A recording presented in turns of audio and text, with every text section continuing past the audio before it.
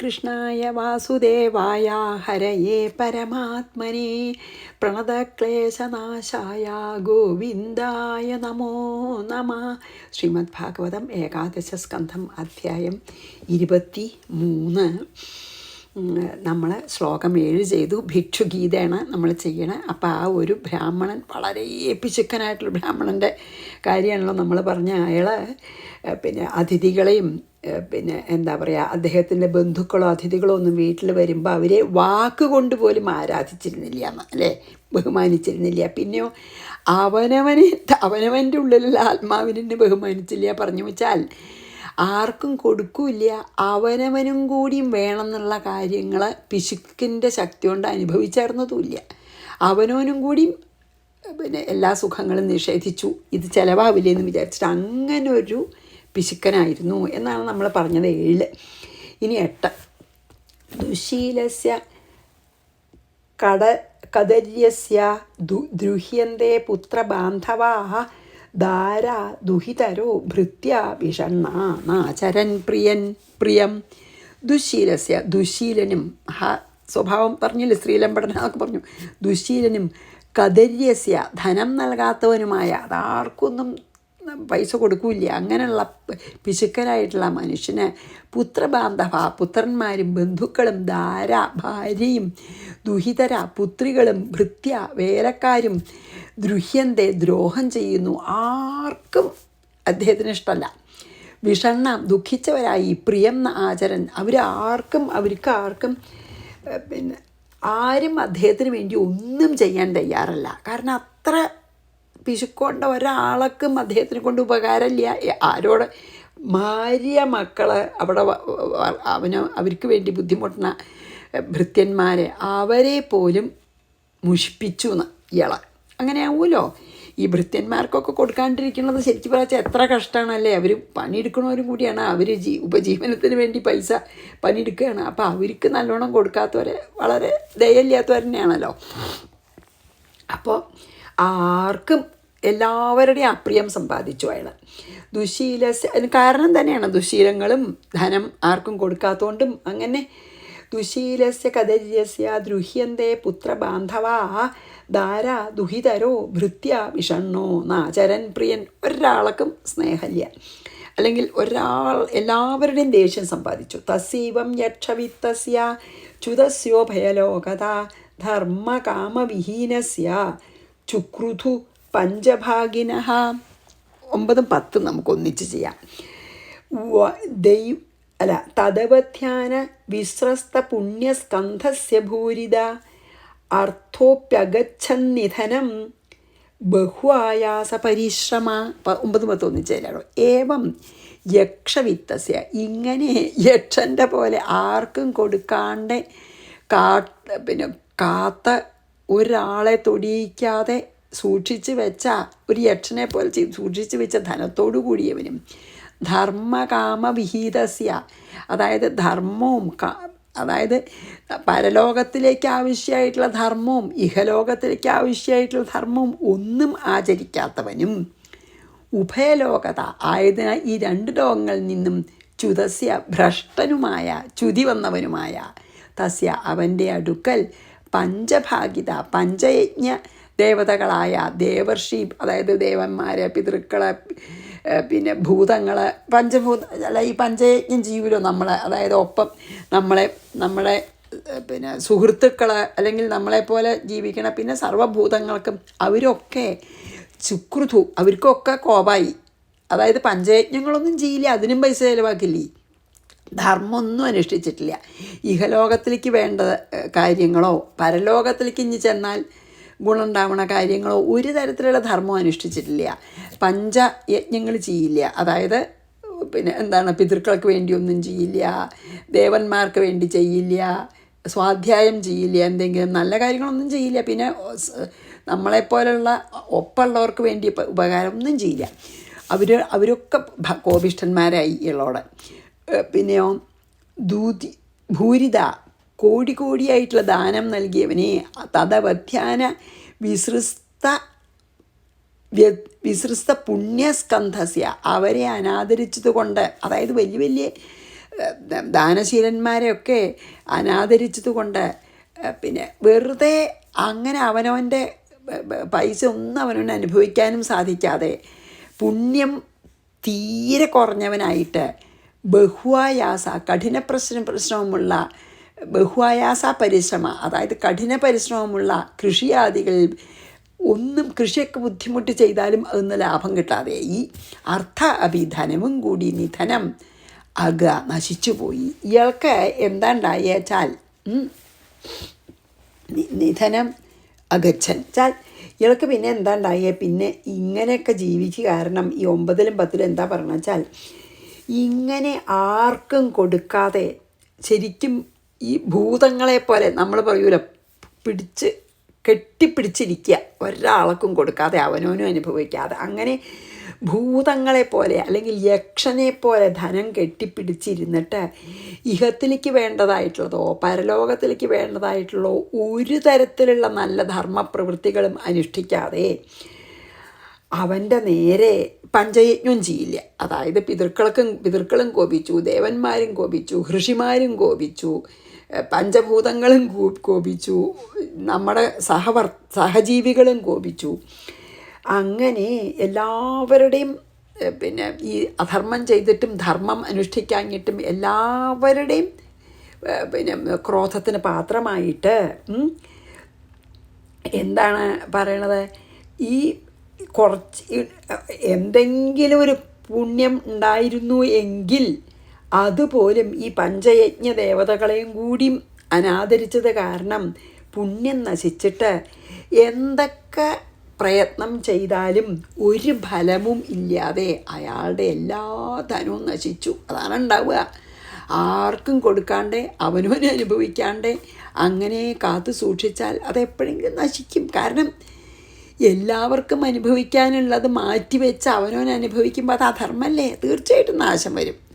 ധർമ്മത്തിനെതിരായിട്ട് നമ്മൾ പ്രവർത്തിച്ചാൽ നാശം ഷുവറാണ്.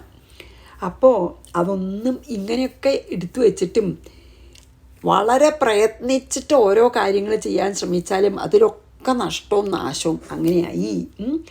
തസീവം അതാണ് 9ഉം 10ഉം പറഞ്ഞത് വെച്ചാൽ അത്ര ഒരു മോശമായിട്ടാണ് ജീവിച്ചത്. അത് കാരണം എല്ലാവരുടെയും ഈശ്വരന്മാരുടെ അടക്കം കോപം കിട്ടി. അപ്പോൾ പിന്നെ നന്നാവുമോ, പുണ്യമൊക്കെ ക്ഷയിച്ച് എല്ലാം നശിച്ചു.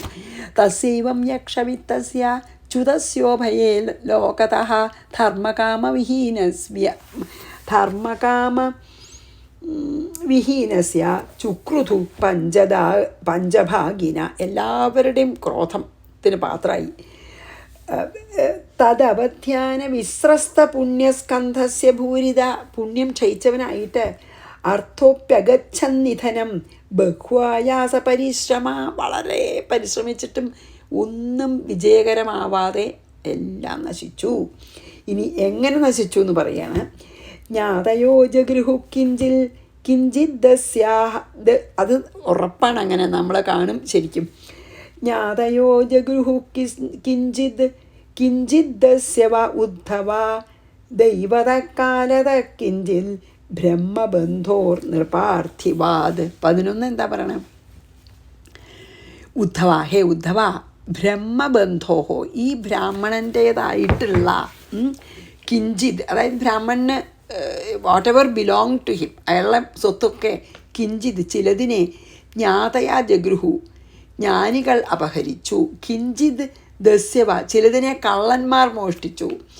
ദൈവത, ചിലത് ഗൃഹം തീ പിടിച്ചു, അപ്പോൾ കുറേ നശിച്ചു.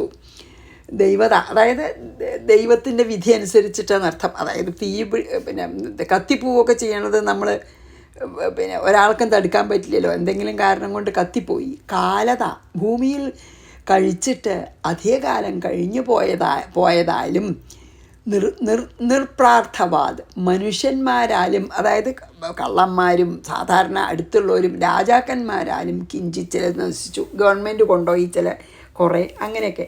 അപ്പോൾ ഇതിലെന്താ പറയുക വെച്ചാൽ കുറച്ച് സ്വത്തൊക്കെ, ഹേ ഉദ്ധവ, ഈ ബ്രാഹ്മണൻ്റെ കുറച്ച് സ്വത്തൊക്കെ പിന്നെ ബന്ധുക്കളും കുറച്ചത് കള്ളന്മാരും ഒക്കെ അപഹരിച്ചു. ജ്ഞാനികൾ പറഞ്ഞാൽ ഇവിടെ എന്താണെങ്കിലും, ജ്ഞാനി പറഞ്ഞാൽ ബ്രഹ്മജ്ഞാനി എന്നല്ല കേട്ടോ, ജ്ഞാതികൾ എന്നാണ് അർത്ഥം. ജ്ഞാതയ ജ്ഞാനി എന്നല്ല, തെറ്റിയിട്ടാണ് ഇതിൽ എഴുതിയിരുന്നത് കേട്ടോ. ജ്ഞാതയോഹോ ഗ്രഹു, ജ്ഞാതികളെ പറഞ്ഞ ബന്ധുക്കളെന്നാണ്. കുറേ സ്വത്ത് ജ്ഞാതികളെ വെച്ചാൽ ബന്ധുക്കളെ, മക്കളോ പിന്നെ എന്താണ് ഭാര്യയും മക്കളും ഒക്കെ കുറേ സ്വത്ത് ഇയാളറിയാതെ എടുത്തു. ജ്ഞാതികളാണ് ജ്ഞാനിനാന്നല്ല കേട്ടോ, തെറ്റി വായിച്ചത്, അല്ല തെറ്റി അച്ചടിച്ചതാണത്. ജ്ഞാതയോ ജഗൃഹു, ജ്ഞാതികളെ പറഞ്ഞു വെച്ചാൽ ബന്ധുക്കൾ കുറേ സ്വത്ത് ബന്ധുക്കൾ അപഹരിച്ചു. വെച്ചാൽ ഭാര്യയും കുട്ടികളോ ഒക്കെയാണല്ലോ ഉള്ളത് ബന്ധുക്കളായിട്ട്, അവരൊക്കെ അപഹരിച്ചു. പിന്നെ ചിലത് കള്ളന്മാർ, ദസ്യവ, അതായത് കള്ളന്മാർ, ദസ്യവന്മാർ വെച്ചാൽ ദസ്യവ പറഞ്ഞ കള്ളന്മാർ മോഷ്ടിച്ചു. പിന്നെയോ ഈ വിധി കൊണ്ട് ദൈവതക്കാലത, അതായത് ആധിദൈവികം എന്ന് പറയുമല്ലോ, വിധി അനുസരിച്ചിട്ട് കത്തിപ്പൂവ് എന്തോ ചെയ്തിട്ട് കുറെ നശിച്ചു. കിഞ്ചിത് ബ്രഹ്മബന്ധോർ പാർത്ഥിവാദ്, അങ്ങനെ ഇയാളുടെ അപ്പം എന്താ പറഞ്ഞ വെച്ചാൽ അങ്ങനെ ഇയാളുടെ ധനം മുഴുവൻ ഒന്നുകിൽ ബന്ധുക്കളാൽ പിന്നെ നഷ്ടപ്പെട്ടു, ബന്ധുക്കൾ എടുത്തിട്ട്, അല്ലെങ്കിൽ കള്ളന്മാരപഹരിച്ചു. അങ്ങനെ ഈ വളരെ മോശ സ്വഭാവമുള്ള ഈ ബ്രാഹ്മണൻ്റെ പിന്നെ വിധി അനുസരിച്ച് ഗൃഹം തീപിടിച്ചിട്ട് കുറേ നശിച്ചു. പിന്നെ ഗവൺമെൻറ് ഭരിക്കുന്ന രാജാക്കന്മാർ കുറേ പിന്നെ എടുത്തുകൊണ്ടുപോയി. കാരണം ഇയാൾ അവിഹിതമായിട്ടൊക്കെ സമ്പാദിച്ചിട്ടുണ്ടാവും. നിയമാനുസൃതമല്ലാതെ ഉള്ള ഭൂമിയോ അയാളുടെ സ്വത്തൊക്കെ രാജാവിൻ്റെ ആൾക്കാർ കണ്ടുകെട്ടി. അപ്പോൾ ഒക്കെ നശിച്ചു, പലതരത്തിൽ നാശം വന്നു അയാൾക്ക്. ബന്ധുക്കളായാലും കള്ളന്മാരായാലും പിന്നെ ഗവൺമെൻറ് ആയാലും ഒക്കെ എടുത്തിട്ട് പിന്നെ പ്രയത്നത്തിനൊന്നും ഫലവും കിട്ടുന്നില്ല. അങ്ങനെ ഇയാളുടെ എല്ലാ സ്വത്തും നശിച്ചു എന്ന്. ജ്ഞാതയോ ജഗൃഹു കിഞ്ചിത് ദസ്യവ ഉദ്ധവ ദൈവത കാലത കിഞ്ചിത്. കാലം പ്രതികൂലമാകുമ്പോഴും നമുക്കൊക്കെ നാശം വരുമല്ലോ. അപ്പോൾ കാലത്തിൻ്റെ ഇതുകൊണ്ടും കിഞ്ചിത് ബ്രഹ്മബന്ധോ നിർപാർത്ഥിവാദ്, പിന്നെ അനധികൃതമായിട്ട് സമ്പാദിച്ച സ്വത്തൊക്കെ ഗവൺമെൻറ് കൊണ്ടുപോയി, അല്ലെങ്കിൽ രാജാവ് കൊണ്ടുപോയി. ഇനി 12 സ ഏവം ദ്രവിണേ നഷ്ടേ ധർമ്മകാമ വിവർജിത ഉപേക്ഷിതശ്ച സ്വജനൈശ്ചിന്താമാപ ദുരത്യയാം. ഏവം ഇപ്രകാരം ദ്രവിണേ നഷ്ടേ, നഷ്ടപ്പെട്ട ദ്രവ്യത്തോടു കൂടിയവനായിട്ട്, ധർമ്മകാമ വിവർജിത, അതായത് ഇഹലോകത്തിലേക്കും പരലോകത്തിലേക്കും വേണ്ട ഒരു ധർമാനുഷ്ഠാനങ്ങളും നടത്താതെ അവൻ സ്വജനൈഹീച്ച, തൻ്റെ ബന്ധുക്കളാലും ഉപേക്ഷിക്കപ്പെട്ടവനായി, ദുരത്യയാം, അന്തമില്ലാത്ത, അതായത് അറ്റമില്ലാത്ത, ചിന്താം ആപ, ചിന്തയിലാണ്ടു. ആരും സഹായിക്കാനില്ല, എല്ലാം നഷ്ടപ്പെട്ടു. എന്താണ് ഇങ്ങനെ കഷ്ടപ്പെട്ട് പിശുക്കി ആർക്കും കൊടുക്കാതെ സമ്പാദിച്ച ധനം മുഴുവനും അങ്ങോട്ട് നശിച്ചപ്പോൾ യാതൊരു തരത്തിലുള്ള ധർമാചരണമോ വേണ്ടത് ചെയ്യലോ ഒന്നുമില്ലാത്ത ആ ബ്രാഹ്മണൻ സ്വന്തം മക്കളാലും ഭാര്യയാലും മക്കളാൽ പോലും ഉപേക്ഷിക്കപ്പെട്ടവനായിട്ട് അവസാനമില്ലാത്ത അറ്റമില്ലാത്ത ചിന്താധീനനായി, അറ്റമില്ലാത്ത തരത്തിൽ വിഷ്ടനായി എന്ന്. അതായത് എത്ര ചിന്തിച്ചാലും അയാൾക്ക് വല്ലാത്ത ദുഃഖമായി. അതാണ് അയാൾ ചിന്താവിഷ്ടനായി തീർന്നു എന്ന് പറഞ്ഞാൽ എന്താ ഇങ്ങനെയൊക്കെ വന്നെന്ന് എല്ലാം മരുതാത്ത ചെയ്തിട്ടുള്ളൂ അല്ലേ. അപ്പോൾ ഈ ധനം മുഴുവൻ അങ്ങോട്ട് ഇങ്ങനെ ബുദ്ധിമുട്ടി കഷ്ടപ്പെട്ടിട്ടും പിശുക്കിയിട്ടും അവനവന് പോലും അനുഭവിക്കാതെയും സമ്പാദിച്ച ആ ധനം മുഴുവൻ ഇങ്ങനെ പല വഴിക്ക് അങ്ങോട്ട് നശിച്ചപ്പോൾ, മാത്രമല്ല ആരോടും നന്നായി പെരുമാറാത്തോണ്ട് ഭാര്യയും മക്കൾ പോലും ഉപേക്ഷിച്ചവനായപ്പോൾ വളരെ വിഷമായി ഇയാൾക്ക്. അപ്പോൾ അങ്ങനെ ചിന്താവിഷ്ടനായി തീർന്നു എന്നാണ് പറഞ്ഞത്. ആവാണ്ടിരിക്കില്ലല്ലോ. അപ്പോഴാണ് ഒരു റിയലൈസേഷൻ വരണതേ. അത്ര ദുഃഖമായി. ആരും ഇല്ലേനും, പൈസ ഇല്ല, ഒന്നും സഹായിക്കാൻ ആരുമില്ല എന്നല്ല. അപ്പോൾ 13 തസ്യൈവം ധ്യായതോ ദീർഘം 12 വായിച്ചിട്ട് സ ഏവം ദ്രവിണേ നഷ്ടേ ധർമ്മകാമ വിവർജിത ഉപേക്ഷിതശ്ച സ്വജനൈശ്ചിന്താമാപ ദുരത്യയം. തസ്യൈവം ധ്യായതോ ദീർഘം നഷ്ടരായസ്തപസ്വിനഃ ഖിദ്യതോ ബാഷ്പകണ്ഠസ്യ. അപ്പോൾ പിന്നെ ഞാൻ അത് വായിച്ചപ്പോൾ ഒരു ഫോൺ വന്നതാ. തസ്യൈവം ധ്യായതോ ദീർഘം നഷ്ടരായ തപസ്വിന ഖിദ്യതോ ബാഷ്പകണ്ഠസ്യ നിർവേദ സുമഹാൻ അഭൂത്. അതാണ് ഈ 13 പറഞ്ഞത് അല്ലേ. അപ്പോൾ 13 അർത്ഥം നോക്കാം നമുക്ക്. നഷ്ടമായ നഷ്ടരായ അതായത് എല്ലാ സമ്പത്ത് ധനമൊക്കെ നശിച്ചവനും തപസ്വിന അതുകൊണ്ട് വല്ലാതെ തപിക്കുന്നവനും ദുഃഖിക്കുന്നവനും ഖിദ്യത അതുകൊണ്ട് വല്ലാതെ തപിക്കുകയും ദുഃഖിക്കുകയും ചെയ്യുന്നവനും ബാഷ്പകണ്ഠസ്യ അതായത് കണ്ണിൽ കണ്ണീർ നിറഞ്ഞവനും പിന്നെയോ ഗദ്ഗതം കണ്ണീര് നിറയുക മാത്രമല്ല ശബ്ദം ഇടറിയവനും ഏവം ദീർഘം ധ്യായത ഇപ്രകാരം ദീർഘമായിട്ട് ചിന്ത ചെയ്യുന്നവനും ആലോചനാമൃതനും തസ്യ അവന് സുമഹാൻ വളരെയധികമായ നിർവേദ അഭൂത് നിർവേദം ഉണ്ടായി എന്ന് പറഞ്ഞാൽ അത്രയ്ക്ക് വൈരാഗ്യം വന്നു എന്ന്. അതായത് ഇങ്ങനെയും കൂടെ എല്ലാവരും ഉപേക്ഷിക്കപ്പെട്ട് ഉപജീവനത്തിന് പോലും വഴിയില്ലാതെ ഒറ്റപ്പെടുക പറഞ്ഞു വെച്ചാൽ അത്ര ഒറ്റപ്പെട്ടപ്പോൾ എല്ലാം നശിച്ചു, സ്വന്തം ബന്ധുക്കളും ഇല്ലാതെയായി. അങ്ങനെ ആയപ്പോൾ വല്ലാതെ വിഷമായി തപിക്കപ്പെട്ടവനായി ദുഃഖിച്ചവനായിട്ട് എപ്പോഴും ദുഃഖം കൊണ്ട് ഇടറിയ തൊണ്ടയോടും ഗദ്ഗതത്തോടു കൂടിയവനുമായിട്ടുള്ള ആ ബ്രാഹ്മണന് പെട്ടെന്ന് ഈശ്വര കൃപ കൊണ്ട് മാത്രം എന്താ ഉണ്ടായത്? വൈരാഗ്യം ഉണ്ടായി. നിർവേദ അഭൂതെന്ന്. അതൊരു ഭാഗ്യമായി. വൈരാഗ്യം ഉണ്ടായില്ലോ. സങ്കടപ്പെട്ട് ഇങ്ങനെ ഇരിക്കുകയല്ല, കുറേ സങ്കടപ്പെട്ടു. അപ്പം ആ സങ്കടത്തിൽ നിന്ന് അതിതീവ്രമായ ദുഃഖത്തിൽ നിന്ന് അയാൾക്ക് ഈശ്വര കൃപയാൽ വൈരാഗ്യം ജനിച്ചു എന്ന്. അതാണ് അയാളുടെ ഭാഗ്യം. ഭഗവാന്റെ കൃപ ഒന്നുകൊണ്ട് മാത്രം. ചിലപ്പോൾ നമുക്ക് എത്ര ദുഃഖം വന്നാലും ആൾക്കാർ ബിറ്ററാവുകയുള്ളൂ. അതായത് അവനവനെ തന്നെ ദേഷ്യമാവുക, ലോകത്തിനോട് മുഴുവൻ ദേഷ്യമാവുക, അങ്ങനെയൊക്കെ സംഭവിക്കാം. പക്ഷെ ചിലർക്ക് ദുഃഖം വരുമ്പോൾ ഒരു റിയലൈസേഷൻ വന്നിട്ട് വൈരാഗ്യം തന്നെ ഉണ്ടാവും. അത് ഈശ്വര കൃപയാണ്. നേരെ തിരിച്ച് അവനവനോടും ലോകത്തിനോടും ദേഷ്യമായാൽ മനസ്സിന് സുഖമില്ലല്ലോ. അപ്പം പിന്നെയും ദുഃഖിക്കുക തന്നെയാണ്. അപ്പോൾ അതല്ലാതെ ചിലർക്ക് ഈശ്വര കൃപ കൊണ്ട് ഇങ്ങനത്തെ ദുഃഖങ്ങൾ വരുമ്പോൾ നല്ല വൈരാഗ്യം വരും. ഇപ്പം ഇയാൾക്ക് അങ്ങനെയാണ് ഉണ്ടായത്. തസ്യൈവം ധ്യായതോ ദീർഘം നഷ്ടരായ തപസ്വിനഃ ഖിദ്യതോ ബാഷ്പകണ്ഠസ്യ നിർവേദ സുമഹാൻ അഭൂത്. സ ചാഹേദമഹോ കഷ്ടം വൃഥാത്മാ മേനുതാപിതഃ ന ധർമായ ന കാമായ യസ്യാർത്ഥായ സ ഈദൃശഃ. 14 എന്താ?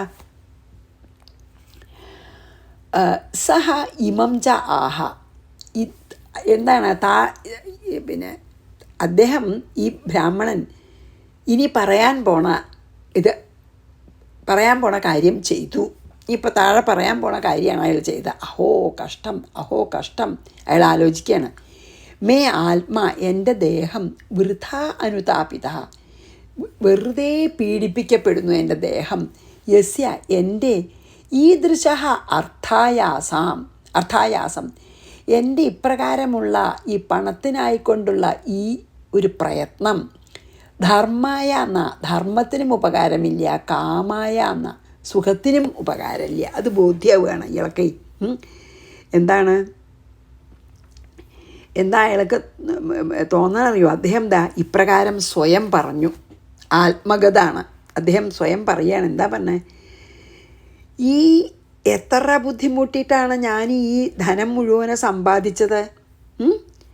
ആ പ്രയത്നം ഉണ്ടല്ലോ, ഞാൻ അതിനു വേണ്ടി കഷ്ടപ്പെട്ട ആ ഒരു ഉദ്യമമുണ്ടല്ലോ, അത് ധർമ്മത്തിനോ കാമത്തിനോ ഒന്നും ഉപകാരമാവണില്ല വെച്ചാൽ പിന്നെ ഞാൻ വെറുതെയാണ് എൻ്റെ ദേഹത്തിനെ ഇത്ര ക്ലേശിപ്പിച്ചത്, വെറുതെയായി എന്ന് ആണ് പശ്ചാത്താപം കൊണ്ടും ഈറം കൊണ്ടും അയാൾ പറയുകയാണ്.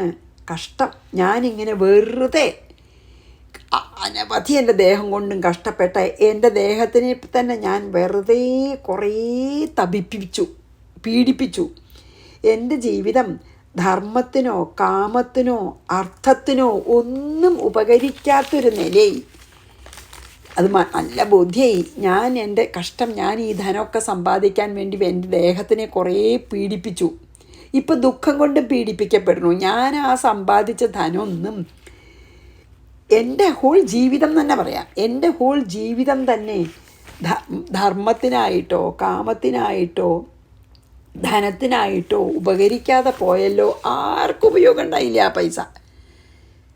നമ്മളിപ്പോൾ ധർമാർത്ഥ കാമ മോക്ഷം എന്ന് പറഞ്ഞാൽ എന്താണ്? ധാർമ്മികമായിട്ട് നമ്മൾ സമ്പാദിക്കുക, ധാർമ്മികമായിട്ടുള്ള വഴിയിൽ കൂടി മാത്രം സമ്പാദിച്ച് അങ്ങനെ ധാർമ്മികമായിട്ട് ലഭിച്ച അർത്ഥം ധാർമ്മികമായിട്ടുള്ള ആഗ്രഹങ്ങൾ സാധിക്കാൻ. അതാണ് ഇതിപ്പോൾ ഉള്ള കേസിൽ എന്താ ഉണ്ടായത്? ധർമ്മത്തിനോ കാമത്തിനോ ആ ധനത്തിനോ ഒരു ഉപകാരം ഉണ്ടായില്ല. അതാണ് പറഞ്ഞത്.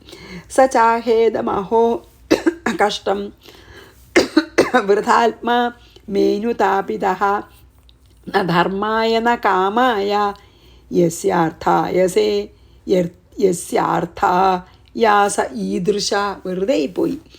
പ്രായേണാർത്ഥാഃ കദര്യാണാം ന സുഖായ കദാചന ഇഹ ചാത്മോപതാപായ മൃതസ്യ നരകായ ച. അയാൾക്ക് നല്ല വൈരാഗ്യം വന്നു കേട്ടോ. കദര്യാണാം, ദാനം നൽകാത്തവരുടെ ധനം, ഒരാൾക്കും ഒരു ഉപകാരവും ചെയ്യാതെ, അല്ലെങ്കിൽ നമ്മൾ പറയില്ലേ മുറിച്ച കൈക്ക് ഉപ്പിടാത്ത ആൾക്കാരുടെ ധനം പ്രായേണ മിക്കവാറും കഥാചന ഒരിക്കലും സുഖായ സുഖത്തിന് കാരണമാവണില്ല. അത് ഉറപ്പാണ്. ആർക്കും നൽകാതെ നമ്മൾ സൂക്ഷിച്ച് വയ്ക്കുന്ന ധനം നമുക്കും ഉപകാരമാവില്ല, വേറൊരാൾക്ക് ഉപകാരമാവില്ല. അതാണ് പറഞ്ഞത്. ആർക്കും ദാനം നൽകാത്ത ഒരാളുടെ ധനം, അല്ലെങ്കിൽ മുറിച്ച കൈക്ക് ഉപ്പിടാതെ ഒരാളെയും ദയയില്ലാതെ ഉണ്ടാക്കിയിട്ടുള്ള ധനം ഉണ്ടല്ലോ, അത് മിക്കവാറും നമുക്ക് കാണാം ലോകത്തിൽ സുഖത്തിന് കാരണമായിട്ട് ഒരിക്കലും ഭവിക്കില്ല. ഇഹാച്ച, ഈ ലോകത്തിൽ ആത്മോപതാപായ, അതായത് ശരീരക്ലേശങ്ങൾക്കും മൃതസ്യ മരണാനന്തരം നരകായാച്ച, നരകത്തിനും കാരണമാവും ചെയ്യും. അവനോനും വേറെ ആൾക്ക് കൊടുക്കില്ല, അവനോനും സുഖിക്കുന്നില്ലല്ലോ. അപ്പം അവനോൻ്റെ ഈ ഇങ്ങനെ ഉണ്ടാക്കിയ ധനം അവനോൻ്റെ തന്നെ ദുഃഖത്തിനും മരിച്ചു പോയാൽ നരകത്തിനും ഇടയാക്കുന്നു പരലോകത്തിലെന്നാണ് പറഞ്ഞത്. ആർക്കും ഉപയോഗമില്ലാണ്ടെന്ന്. എന്താ പറയണേ 15 ഇങ്ങനെ പിശുക്കി ഉണ്ടാക്കിയിട്ടുള്ള ധനം ഒരിക്കലും ഒരാളുടെ സുഖത്തിന് ഉപയോഗമായി തീരുന്നത് കാണില്ല. ഒരിക്കലും തന്നെ പറയാം, മിക്കവാറും എന്നാണ് പറയണത്. പ്രായണ എന്ന് പറഞ്ഞല്ലോ. മിക്കവാറും ഇങ്ങനെ പിശുക്കി ഉണ്ടാക്കിയ പൈസ ആർക്കും കൊടുക്കാതെയും ഉണ്ടാക്കിയിട്ടുള്ള ധനം ഒരിക്കലും ഒരാളുടെ സുഖത്തിന് കാരണമായി തീരണില്ല. പിന്നെയോ എന്താ പറഞ്ഞ, ആ ധനം ഈ ഇഹലോകത്തിൽ നമുക്ക് ബുദ്ധിമുട്ടും ദുഃഖവും ഉണ്ടാവാനും പരലോകത്തിൽ നരകത്തിന് മാത്രം കാരണമായിത്തീരുന്നു. അതായത് ധർമ്മമായിട്ട് നമുക്ക് കിട്ടുന്ന ധനം ധാർമ്മികമായിട്ടുള്ള ആവശ്യങ്ങൾക്ക് ഉപയോഗിക്കാതിരുന്നാൽ നമുക്ക് നരകം തന്നെയാണ് ഫലം എന്നാണ് പറയുന്നത്. അത് ഇതിൽ വളരെ നന്നായിട്ട് 15-ാമത്തെ പറഞ്ഞു. എന്താ അറിയോ, സ്വന്തം അതായത് ഒരുപാട് വിഷമിക്കുന്ന ആൾക്കാരോട് ദയയില്ലാതെ നമ്മൾ സമ്പത്ത് ഒരിക്കലും കൂട്ടിവെക്കരുത്. അത് നമുക്ക് സുഖത്തിനെ നൽകില്ല. അതായത് ഇവിടെയാണെങ്കിൽ ഇപ്പം നമുക്ക് ഈ ബ്രാഹ്മണനാണെങ്കിൽ സ്വന്തം ദുഃഖത്തിന് തന്നെ കാരണമായി. ഇനി മരണാനന്തരം നരകവും അനുഭവിക്കേണ്ടി വരും. അപ്പോൾ നമ്മൾ നമ്മളെ അങ്ങനെ ആർക്കും അവനവനും അനുഭവിക്കാതെ ആർക്കും നൽകാതെ ഉണ്ടാക്കിയ ധനം നമ്മുടെ തന്നെ ദുഃഖത്തിന് കാരണമാവുമെന്ന് മാത്രമല്ല, മരിച്ചു പോയാൽ നമ്മളെ നരകത്തിലേക്കും കൊണ്ടുപോകും. അപ്പോൾ ഇഹത്തിലും പരത്തിലും ഗതിയില്ലാത്ത ഒരു സ്വഭാവമാണ് ആർക്കും കൊടുക്കാതെയും അവനവൻ അനുഭവിക്കാനെയും പിശുക്കി ഉണ്ടാക്കണ ആ സ്വഭാവം നമുക്ക് ഇഹത്തിലും പരത്തിലും ഗതിയില്ലാതെ ആക്കും എന്നാണ് ഇതിൽ പറഞ്ഞത്. ഭഗവാൻ തന്നെ പറയണതാണ് കേട്ടോ. പ്രായേണാർത്ഥാഃ കദര്യാണാം ന സുഖായ കദാചന ഇഹ ചാത്മോപതാപായ അവനവനെയും വിഷമിപ്പിക്കുകയും മൃതസ്യ നരകായജ മരിച്ചു പോയാൽ നരകത്തിലും പോകണം. അപ്പോൾ ഇഹത്തിലും പരത്തിലും ഗതി ഇല്ലാണ്ടേ ഇല്ലേ ഇപ്പം അത്. അപ്പോൾ നമുക്കിവിടെ നിർത്താം, 25 മിനിറ്റായി. ശ്രീകൃഷ്ണാർപ്പണമസ്തു. സർവത്ര ഗോവിന്ദനാമ സങ്കീർത്തനം. ഗോവിന്ദ ഗോവിന്ദ. ഗുരുവായൂരപ്പ ശരണം. സമസ്താപരാധം ക്ഷമസ്വമേ.